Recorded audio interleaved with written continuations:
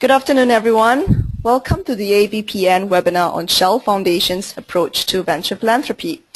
My name is Stacy and in charge of membership services at Asian Venture Philanthropy Network. Shell Foundation will share their approach to selecting projects, engaging with the grantees, as well as their monitoring and evaluation process in order to deliver social and environmental impact. Richard Gomez is the head of policy and advocacy work at the Shell Foundation. He will also share some of the failures and learnings in their philanthropic journey. I would also like to welcome our members to the session, and for others, a short introduction about AVPN. We are a membership-based organization headquartered in Singapore, working to promote venture philanthropy principles and methodologies in Asia. If you would like to engage with us, please find out more at our website at www.avpn.asia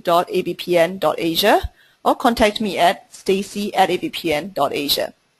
Before we proceed, a few housekeeping instructions.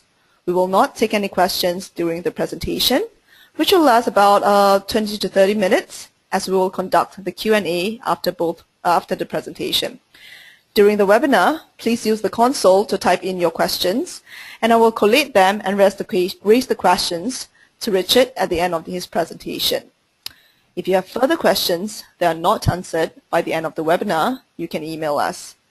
The webinar recording will be posted on our website within the week.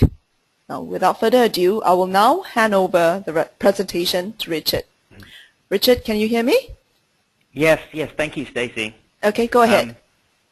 Is everybody able to hear me, Stacy? Yes, fine. Okay, good. Well, look, it's a pleasure to join today, and thank you so much for making the time to join the session. I thought I'd frame a few thoughts on Shell Foundation's journey as we've discovered more about the venture philanthropy space and indeed the social investment sector over the last 14 and approaching 15 years. Look, Shell Foundation, for those who don't know, is an independent charity. So we were established by Shell, the energy company, in the year 2000. We're a UK-registered charity, but we work in emerging markets, and we're created to apply business thinking and develop business solutions to challenges that are intrinsically difficult. So major development challenges such as access to energy, urban mobility, and job creation through the SME sector, and to do that in a way that can deliver large-scale social or environmental impact at a global level, and to do so in a way that is sustainable, so i.e. create solutions that are eventually progress to being financially independent of subsidy or long-term charitable support. What I'm going to share with you today, and Stacy, if you could move to our first slide that starts our A2E journey, is some lessons from our Access to Energy program, and that is one of three core focuses of the Foundation. And what I'm going to reflect on, and this is based on some research that we did last year, is how the deployment of our funding has changed over the last 14 years.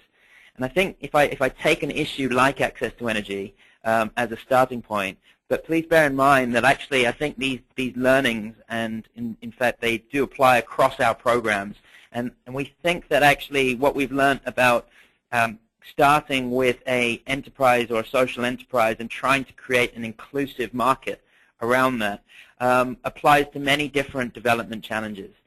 So hopefully it is of some relevance. Now, access to energy is one of the big global development challenges. It affects more than 2 or 3 billion people, so 2.7 billion people lack access to a reliable and affordable energy. And I mean, essentially that is one of the bedrocks of inclusive economic growth. It affects health, it affects education, and it affects income generation. So more than half the people, children in developing countries will go to schools that do not have electricity. More than 1 billion people in the world will be served by health centers or healthcare units that do not have electricity. And it's a severe constraint on people's ability to overcome or break free from the poverty trap. Now, our approach to this has been to try and create new types of decentralized energy solutions. I'll give you some examples. For example, sort of affordable solar lighting, or electricity that can be generated from waste products like a rice husk, or even cleaner forms of cooking, so cook stoves. And some of you may know this already. But we want to do those, find those solutions that have the potential to scale and be viable. And we started at this, and this is where this slide sort of reflects, between 2007 with quite a conventional approach to philanthropy. So really the big learning was that if you're doing this without a great understanding of the market itself, and really through many hundreds, I would guess, of potential organizations that you're choosing to work with, largely on a short-term basis, in fact, we didn't have very much impact at all. So the progression really from our side was moving towards a more proactive approach where we were trying to co-create, look at market failures, preventing products and services from being created and serving low-income consumers, and trying to find different ways to create businesses around them and build supply chains to serve those markets. Over the last 14 years, we must have deployed about $74 million and across, I would say, over 100 enterprises and organizations. And out of that, I would say maybe 15 to 20 have shown real potential to scale. So if I look at our portfolio now, we focus only on a few partners with this sort of game-changing or breakthrough innovations, and then look to see what type of non-financial support we can offer to try and help them to overcome the challenges they face, build their organizational capacity, and create the market links that they need in order to grow to a global scale. You may know some of these. D-Light now sold, I think, 6 million affordable solar lights in emerging markets. Envirofit approaching 1 million clean cook stoves, and some really interesting forms of new sort of energy innovations. A pay-as-you-go energy, M-Copa, is a sort of it's a form of smart credit for consumers to be able to afford solar home systems through mobile money platforms like M-Pesa, and Husk Power Systems, where you take rice husk and throw that through a gasifier to generate electricity that gets distributed through a village through mini-grid systems. I think our approach equally has, we've got a small team who are blending, I would say, entrepreneurial and development experience. And now they look at market failures, they pilot a handful of different types of solutions and try and see which teams have the greatest potential and most aligned to our vision for what is needed, and also ability to create an organization that can scale. We create a business together, and then we deploy a range of different inputs. So it could be technical skills, it could be functional capacity, helping them build sales or marketing or IT or HR systems, and a whole load of different market links, and then to try and leverage investment to scale.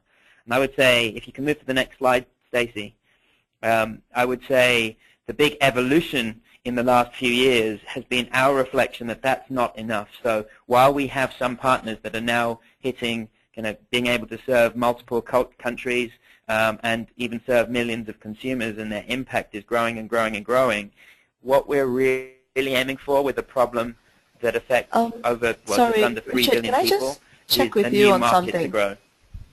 Sorry, Richard, just to interrupt for a second. Which slide are you on right now, just so that, just to be sure? Yeah, our A2E Journey, 6 lessons for market growth. Okay, so we are still on the one that's 2000 to 2014, our A2E Journey? Yes, yes, and okay, then it's the one that has the 5th lesson and the 6th lesson in there. Okay, fantastic. Sorry about that. Thank you. Yeah, not at all, not at all. Look, I'm just reflecting on that later stage and that later evolution where that happened around 2010, where Shell Foundation started to play more of a market facilitation role.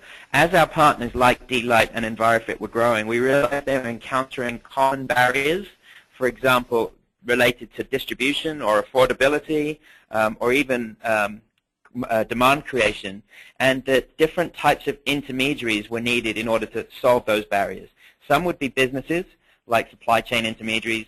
Some would be financial vehicles that could serve multiple entrants into new sectors or new startup energy enterprises. And some would be institutions that would be able to bridge the public and private gap and look at things like standards, look at things like broader capacity building and market knowledge and market data.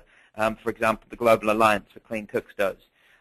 So the evolution of Shell Foundation has been from quite a linear approach where we thought we could just seed some social enterprises and then over time hand the baton or the relay baton across to an impact investor who would hand it on to a commercial investor, and suddenly you'd have a market and the private sector would take over, to just realizing quite how difficult this is. And on this, I thought I'd reflect on perhaps six big lessons that we've picked up over the last 14 years of working in this space. Stacy, if you can go to the next slide, which is the first lesson, is that pioneers with new technologies or new categories of products and services to serve energy markets or even to serve much broader social impact markets, so low-income consumers with social impact products, require extensive early-stage support. If you can go on again, Stacy, to the slide that starts test, adapt, and validate new models. Just reflecting on our portfolio of social enterprises, of whom we have now 25 to 30 in the current portfolio, the challenge that faces them are absolutely huge. I mean, they have to go through a huge range of R&D. They have to refine a business model to serve extremely tough markets, where extremely price-sensitive markets, where people are earning less than $4 a day. They have to do that in the absence of any real market knowledge or market data, because nobody's really been able to crack this before. If you think about the needs of trying to understand customers' wants and desires, as well as provide a product that can solve a social challenge or an environmental challenge, absolutely huge. And what we found in also thinking about developing demand and creating a supply chain is that true pioneers need somewhere between 6 to 10 years of long-term, patient, flexible grant support before they can get to the point where they can attract significant further funding. And in our experience, at least, it's taken somewhere between, for different partners, somewhere between $5 to $20 million to be able to build that capacity, to develop a viable offering, product or service offering, and take that to market, and to demonstrate the viability that's required to secure further investment. Now, lots of those have gone on to leverage a lot of further social investment or even commercial investment. I think across our portfolio of energy enterprises alone, they've leveraged something like just under $100 million. But that's often taken them over 5 years before they can get any meaningful second stage funding. So it takes a lot of patient and flexible finance. It takes a lot of non-financial support, and that's one of the key messages of AVPN as well. Stacy, if we can go on to the next slide. The second lesson is early adopters of these new types of products and services to serve low-income communities will not necessarily be the poorest of the poor.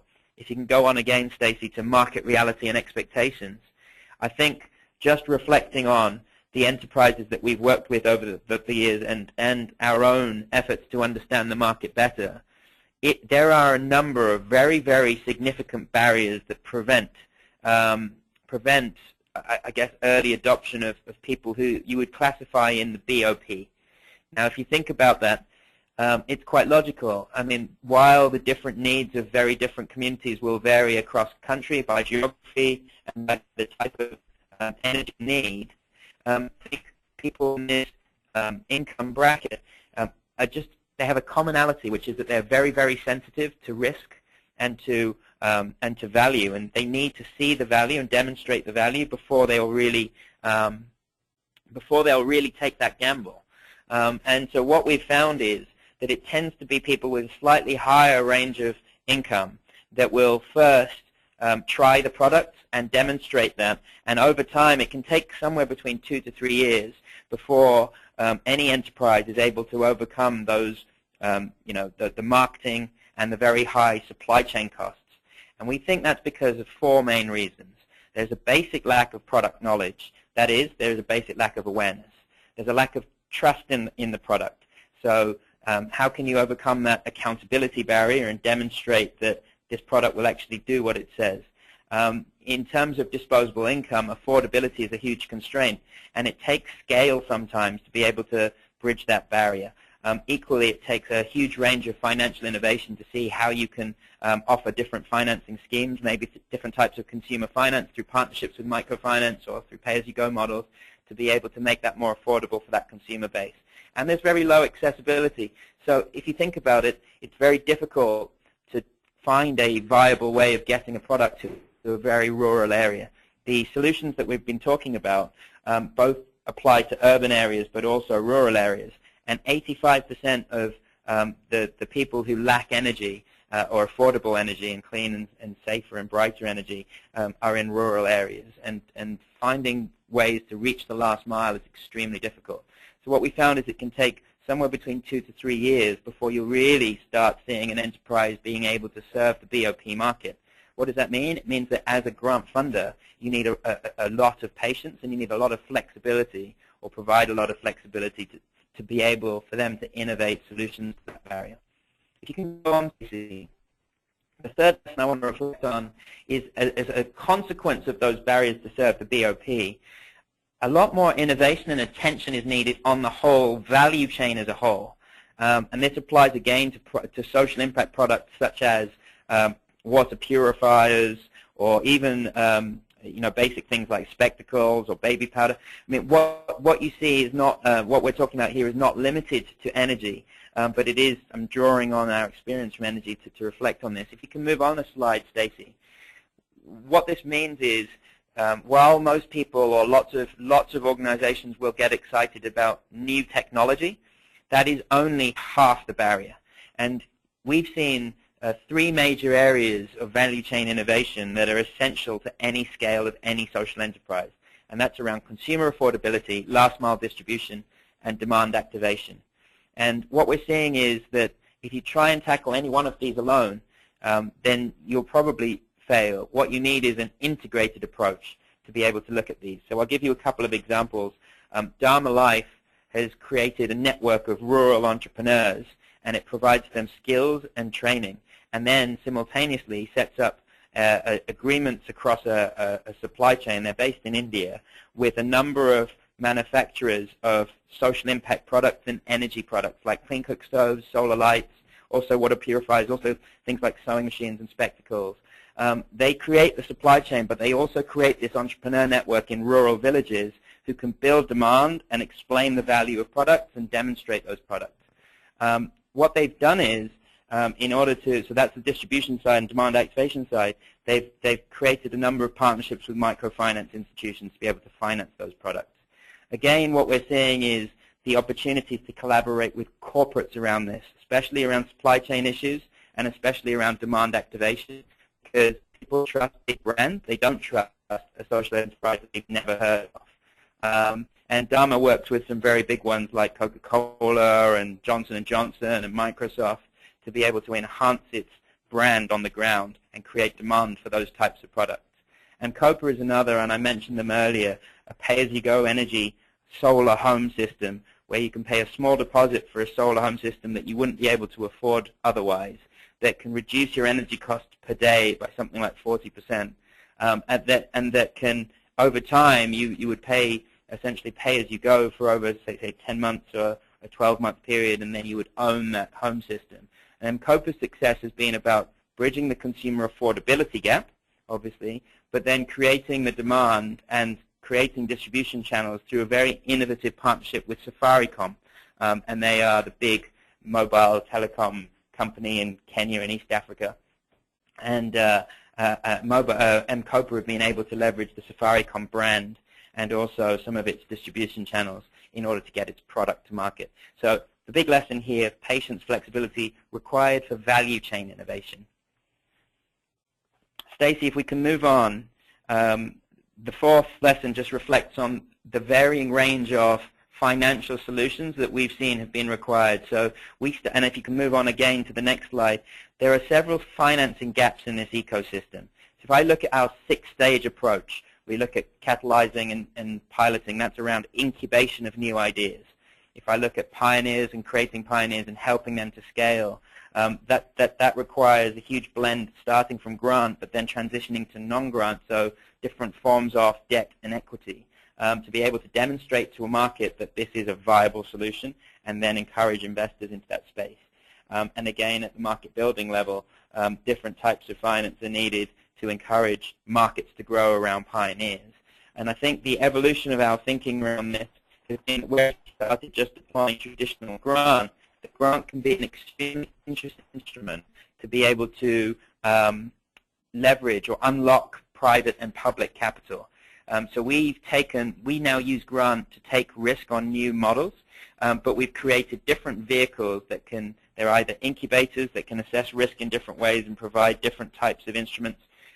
They're debt vehicles where we can use grant in tiered capital structures to unlock different types of investment from investors who have very, very different risk and return preferences.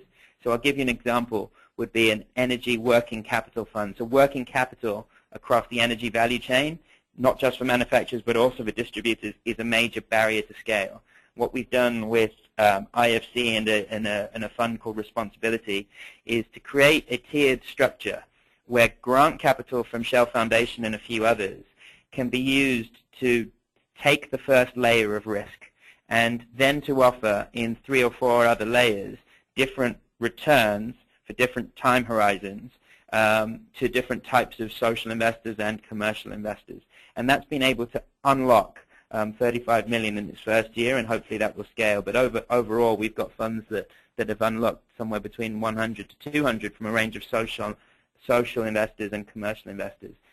It's the same approach is used to seeing how you can work better with governments. So we've got partnerships with the likes of DFID and USAID and the German government, where foundations can take that early stage risk on a new business model or a new social innovation. And when that's been proven to be delivering impact in a sustainable way, we can unlock government funding to validate the new market or validate the model and send a signal to the wider market that this is investable.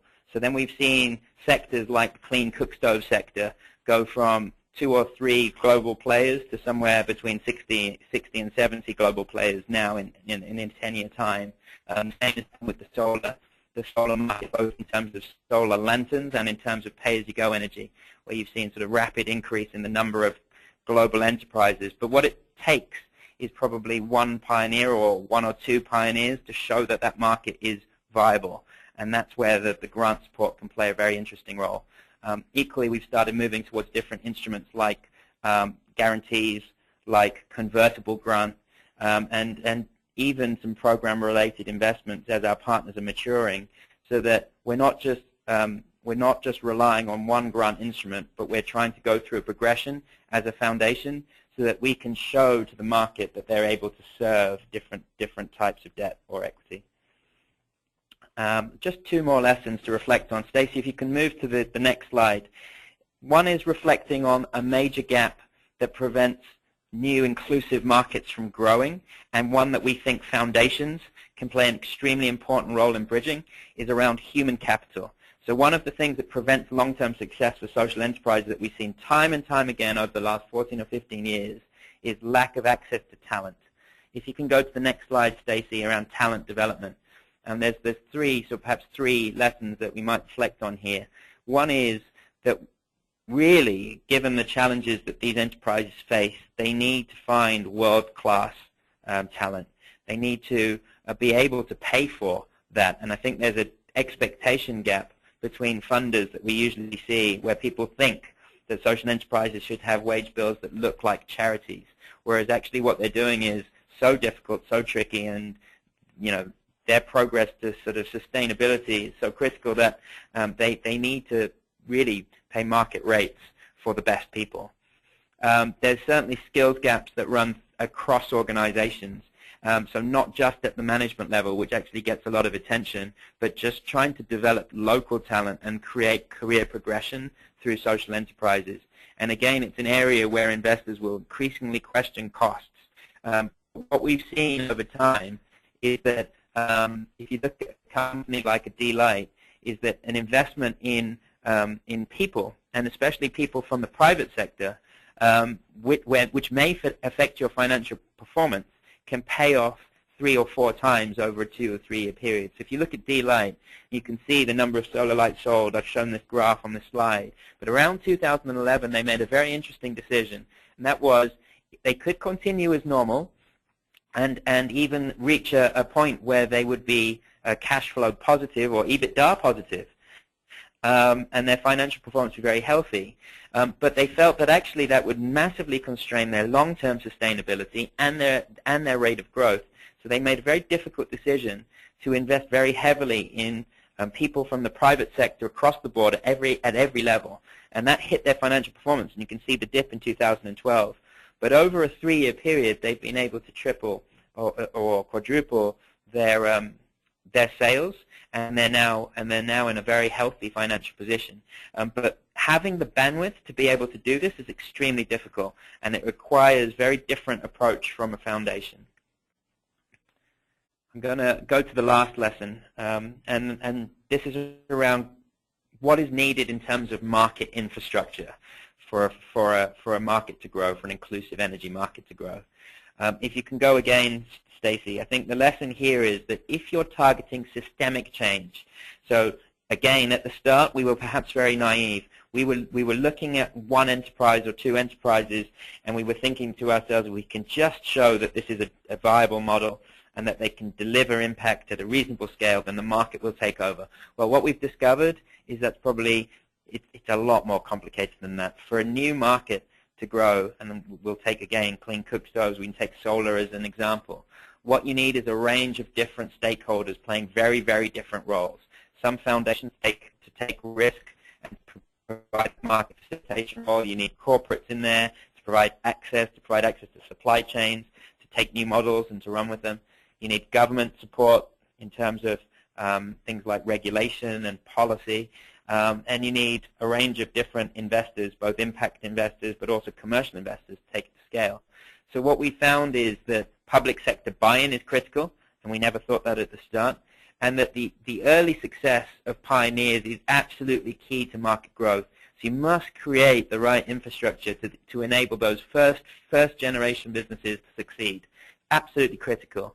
And the 4 areas that we think, any institution, whichever way you set up, whether it's an industry representative association or whether it's a public-private partnership, and we've got examples of both, need to do at least 4 things. One is around setting a global standards framework. The other is around advocacy for policy change, which obviously enterprises themselves can't do. The third is around showing and demonstrating that the market is viable in order to leverage investment into pioneers or into the businesses themselves who are delivering the impact on the ground. And the last is around codifying what best practice is and being able to share that across the range of entrepreneurs and be able to provide that crucial market data for people to be able to make better decisions. Stacy, if you can move on, I'm gonna end with just a quick reflection on what comes next. If you can move on again, I've just put up here what our portfolio looks like right now, and you can see we've got, I think in blue, we've got a number of what would be called traditional social enterprises with a product or a service. In orange, you can see across our portfolio, we've got what we would call market enablers, but they are businesses, and they are either supply chain intermediaries or they are financial vehicles. And in white, we've got different types of institutions, and they would be non-profits, but they would be playing that market facilitation role we just spoke about. Now, across our portfolio, these enterprises and institutions have delivered a reasonable amount of impact. And this is just a snapshot. It's not good. It's not bad. It's just look. I mean, across an aggregate basis, if you look at jobs created or livelihood improved, carbon reductions and leverage, they're delivering reasonable amounts of impact. But the real opportunity now is for these businesses themselves to scale. And in the next 3, 4, 5 years, we expect to see an exponential increase in the social and environmental impact that they're delivering. Equally, we need to find new, disruptive, decentralized energy innovators to come through our pipeline, and we'll be with them for, again, 5 to 10 years before they deliver, real scale, and also start to create new markets and be part of the development of new markets. Again, these enterprises are split across services and products that look at households and community services like schools and community power, healthcare, etc., and then increasingly into productive use. And I think just reflecting on what this means is that we've barely scratched the surface with existing partners, so we need to continue to help them to overcome the barriers that they face. The second is we need to look at disruptive innovators in specific sectors which are underserved. I'm thinking about, decentralized energy infrastructure like mini-grids. I'm thinking about larger scale off-grid power, so things like biogas and hydro. Things like hybrid systems, so how can you distribute energy more efficiently and manage supply and demand in cities, in fast-growing cities, especially in India and China. And I think just reflecting on the broader market outside of energy, we need to see a step change, and we need to be part of, as Shell Foundation, a step change in efficiency improvement over the next 3 or 4 years. And that's around how do we syndicate finance better as a financial community? How do we combine better as venture philanthropists with impact investors, with governments, with corporates? How do we measure our impact and get far, far better at understanding the development outcomes that come from that? And then the third piece around this is how do we move to a point, and I think AVPN will play a key role here, where we're better able to not just track funding deployed, but the impact associated with that funding, and project what that catalytic use of funds will deliver, even if that changes in the next 3 to 4 years. And then we start to get a better sense of cost efficiency in this space. So look, on that, I think I'm going to end there and go to questions from Stacey. But look, I really look forward. I'm share all this basically because we want to be quite transparent about what we found works and hasn't worked and what we're wrestling with at the moment. But there's a huge need to collaborate better, especially in markets in Asia, for example, where it's perhaps not, the social investment sector is not as well developed. And thirdly, we want to learn from others' experiences. So I think the more we share and the more openly we share, I think it maybe provoke a conversation that we can maybe combine better with you guys and other AVPN members and see where we're finding similar problems and maybe combine or syndicate finance to try and solve them. So that's maybe a little bit of reflections from us over the experience of one of our program areas.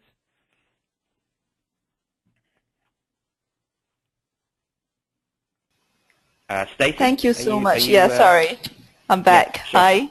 Hi, Richard. Thank you so much for this webinar. Yeah, pleasure. Yeah, I thought that was extremely enlightening, and I would definitely view Shell Foundation as a prime example of venture philanthropy, even just based on this presentation. So thank you for that. And I think in answer to your earlier question about AVPN helping to be able to project in future the impact that we can all achieve together, that's something that we should all work on collaboratively. Right? Yep. So I've received a few questions from the audience already, and more are coming in right now. So let me just ask you the first question, okay, about the grant funding. How do you decide who should get these grants, and what is the criteria that you use for that?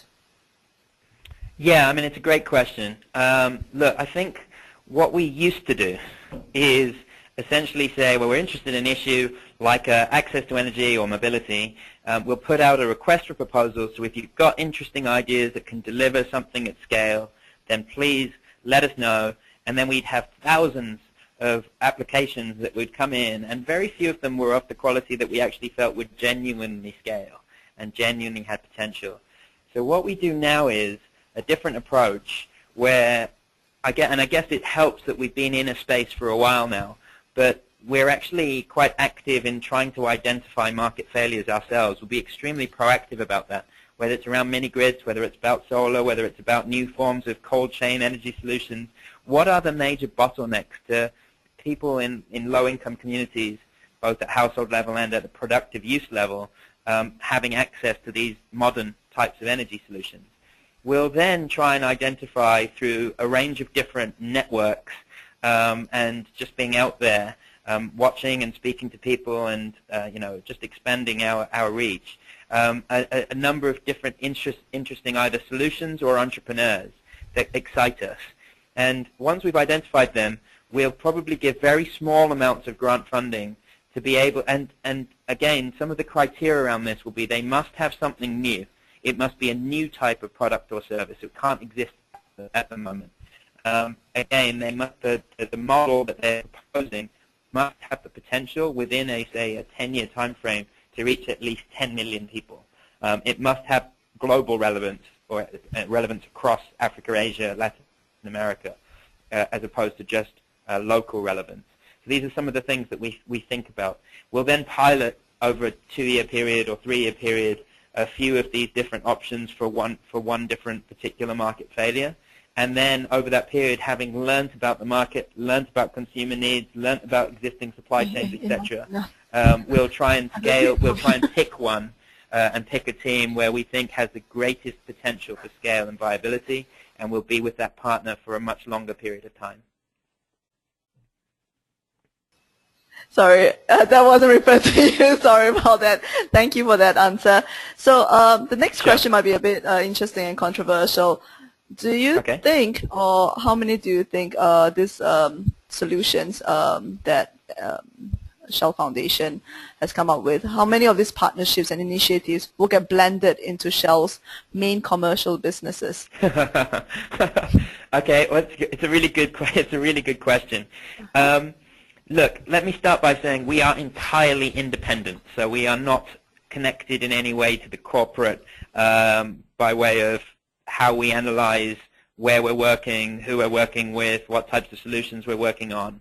And in fact, I think certainly at present Shell has very little interest in some of the markets that we're working to serve or types of solutions that we're working on. What I would say is that in the future, what I would see is that there are, and look, you can think about this from a much, much wider basis of products and services than just energy or mobility, but that social enterprises will end up merging with each other. Scale is going to be critical to being able to serve people who have very, very low disposable income. And that at some stage in the future, you probably will see mergers of social enterprises and perhaps even acquisitions. So that's probably quite a way off.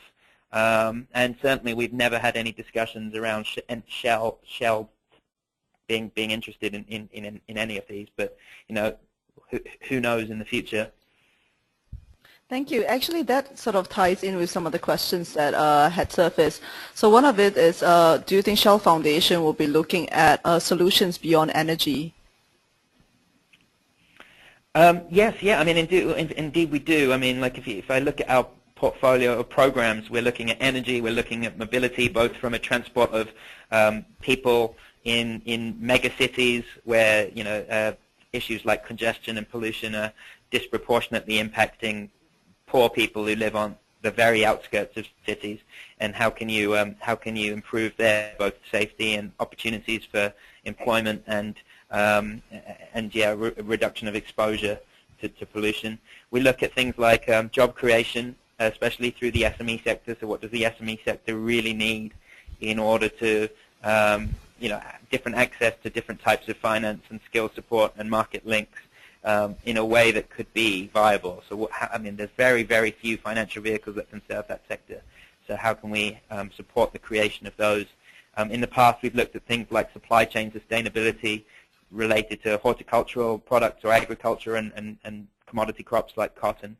There's all sorts of expanding areas as well in terms of how is energy needed for things like water production or clean water or education or healthcare. And I think there's excitement around potentially looking at some of those solutions. So there's a wealth of different things that we're looking at the moment. But our core focus for the foreseeable future is going to be around energy and mobility. Okay, so I've actually received a few questions with relation to human capital. You gave a great example about how Delight's sales soared after hiring the right talent. How do you think that the social purpose organizations can convince funders to invest in and fund overheads and in human capital? Do you have any learning lessons to share or case studies? So how can social investors or enterprises? How do the enterprises convince funders to invest in? Yeah. Yeah, I mean, I guess that we've got a couple of case studies, and in fact there's a report that's available on our website that summarizes, essentially with a couple of colleagues last year, tried to look through these key lessons with our partners, and we've summarized and outlined, I guess, some of the different case studies and partner experiences and what they found most effective in terms of attracting and retaining and sourcing talent. And I guess the conclusion from that is that the social enterprises who prioritize, whose management and CEOs prioritize finding and attracting and finding and retaining and developing people, tend to be the most successful. They tend to have the greatest rates of progression towards scale and sustainability. And yeah, I mean, I guess building that portfolio of cases and examples is one opportunity to do that. And yeah, I mean, creating the bandwidth. I mean, that takes a very different approach from an investor as well. And so that's something that we're trying to work with other co-investors as we expand and as we learn more about the space, is to try and really send that message out strongly that it is, and we have seen it as to be a critical enabler of success. So yeah, I guess more examples have a better. And lots of examples by foundations like Planet as well. I mean, that they invest heavily in people. I think this ties into my next question, actually. How can large-scale funding be mobilized for venture philanthropy? Any thoughts on that? Yeah, look, it's a fantastic question. Complicated. Yeah, it's quite complicated. Part of me thinks it's an issue related to how do we make the business case for venture philanthropy. So, what do we? I mean, the foundation sector is renowned for being less than transparent. It's quite hard to understand whether you're doing a good job or not in the foundation sector. That we've done a lot of research, and again, it's available online for anyone to read, around our early years, first 3 or 4 years, where we operated a very traditional approach to philanthropy, very short-term, very project-focused, working mainly with NGOs, not really understanding much about the market, very hands-off, low levels of more than money support, all that type of stuff. And actually, when we tried to analyze what that delivered, we realized that it didn't deliver anything, really, that could be called scalable or could last beyond our support. And I guess the consolidation of some of that research perhaps has enabled us to show to the people that we're working with the benefits of taking that venture philanthropy approach, but it perhaps takes data to be able to make this case for more venture philanthropy. The other element of your question is, actually, I think there's actually quite a lot of funding available for venture philanthropy. Perhaps people who are acting in a way that's consistent with what we would call VP, but perhaps they haven't labeled venture philanthropy. Perhaps foundations who do a wide range of things, a small proportion of which is enterprise focused. If you look at some of the reports that EP have put out, you're talking about billions of dollars being deployed each year as venture philanthropy. So the second part of the question that I'm really interested in isn't just how do we attract more into this space, and I think more is definitely needed, and there's a complete lack of early stage support and access to flexible, risk-tolerant capital for early-stage innovators, but also how do we become more effective about how we deploy that support and how we help enterprises transition from grant to non-grant, for example, how we can, even the principles of venture philanthropy. I mean, what is the level of patience? What is the level of funding? What is the level of supply chain innovation that's required? What's the level of market facilitation required? And these questions are the questions that are keeping us awake at the moment. Not just how much is deployed, but how effective is the funds that are deployed. Excellent. So you mentioned a lot about Shell's early experience and how it's been different coming to where you are today. Would Shell be interested to share your failures? Yeah, in fact, we have done quite openly. And for one thing that I would have Yeah, I would reflect on is actually it's perhaps a relabeling of the word failure. I mean, failure is, I think what we would say and perhaps conclude is failure is an absolutely critical component of learning.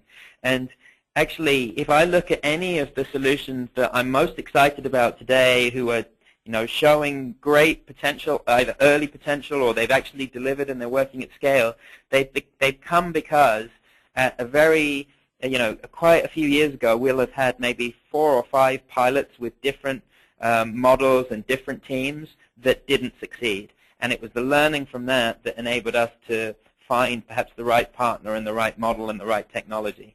I can think of countless examples in the space, in the SME finance space, in the distribution models, and approaches to last mile distribution, in pay-as-you-go energy, where it's the learning from failure that actually enabled us to find a successful solution.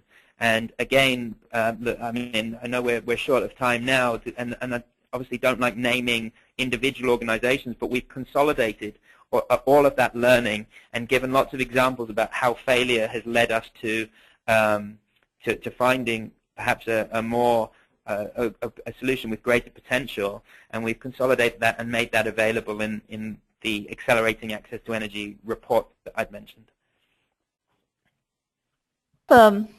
Sorry, I have another 2-part question on impact assessment and metrics. So the first part, do you include qualitative metrics in your validation phase? That is, are behavior changes necessary for relevant impact?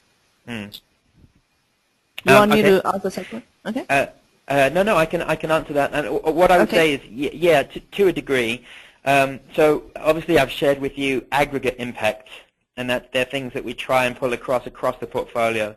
But for each of the individual partners, we agree with them a set of key performance indicators, which will include a blend of financial performance indicators that can show us that whether they're progressing to sustainability and help us to forecast challenges and try and work out whether it's related to the team or whether it's related to the market and what's required, and also a list of social and environmental indicators that can show us perhaps some of the impact or I mean, it starts with outputs, but then it goes to impact and outcomes over time.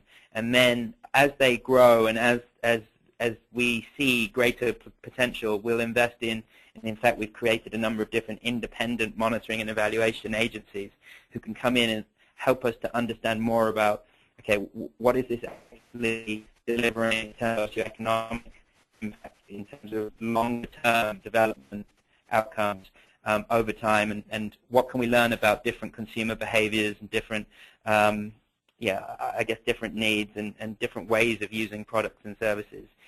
So we do that at an individual partner level, but it's very hard to pull that out at an aggregate level.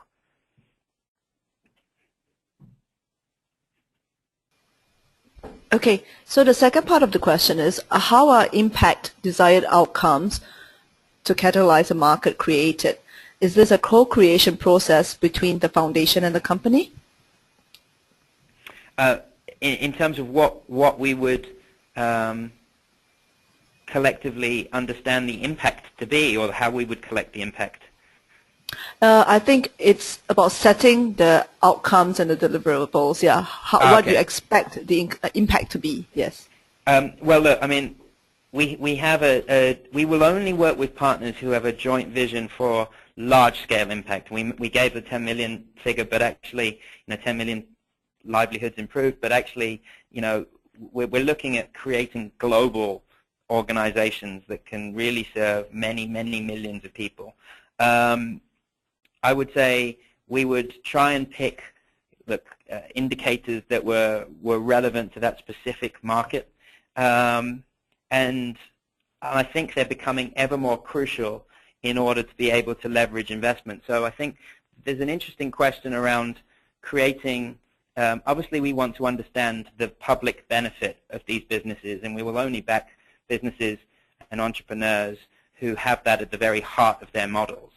And so we need to set a small number of indicators and be able to track against that.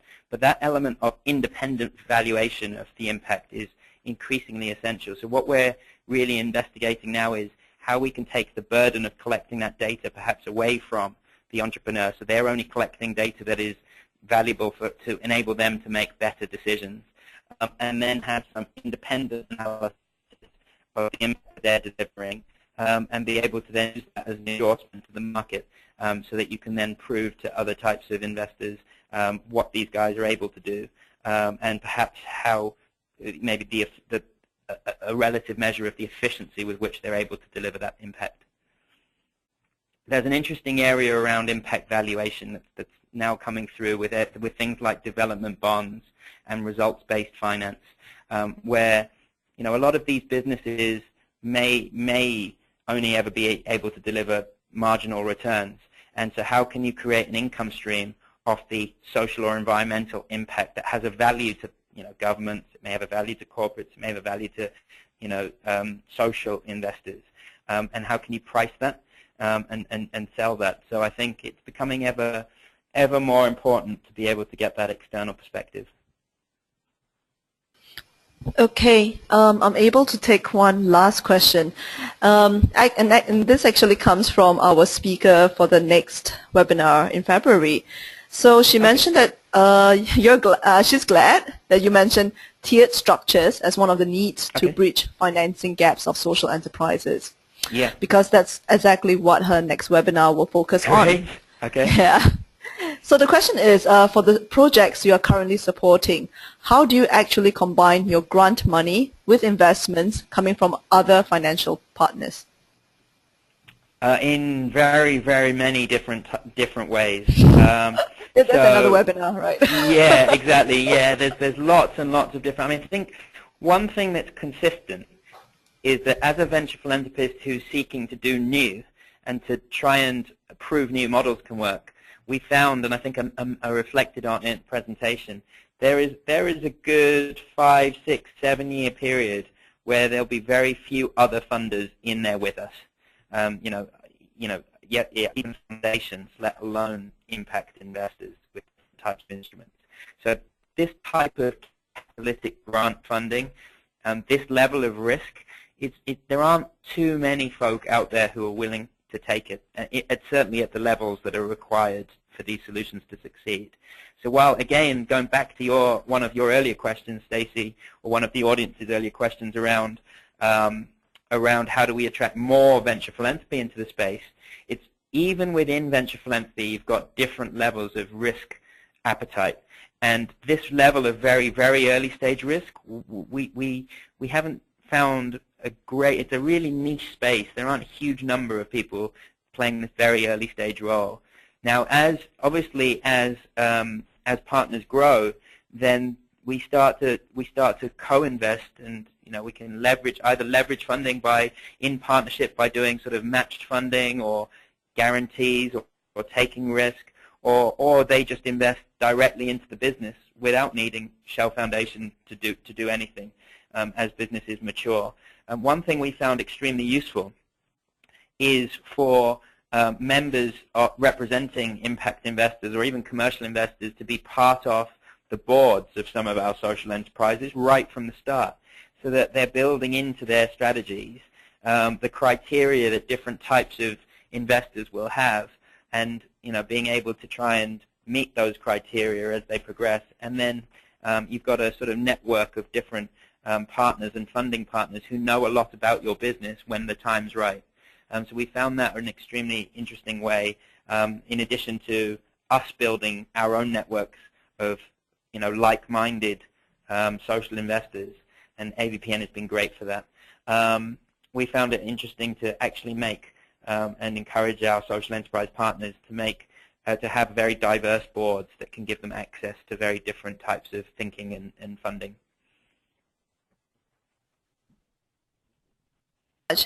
You've been like a wealth and fountain of knowledge and information on venture philanthropy, truly. So what I want to say is, Richard, you'll also be speaking on a plenary at our AVPN conference on scaling up impact through collective action, which is moderated by Forum for the Future. And our conference will be on 20th to 23rd of April. So for the people who have not signed up yet, please write to us as soon as possible to register for your member tickets and also to get the non-member tickets. Right now we are having early bird tickets till 20th of February.